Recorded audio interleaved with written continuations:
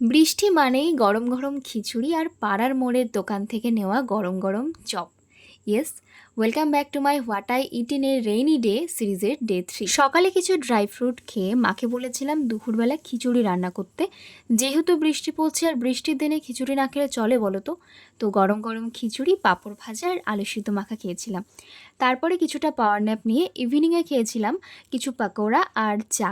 মাকে বলেছিলাম কিছু আম কেটে দিতে, তো সেগুলোই খেয়েছিলাম। রাতের ডিনারটা কমপ্লিট করলাম রুটি, সিমাই আর ডিম দিয়ে। আজকের মতো টাটা।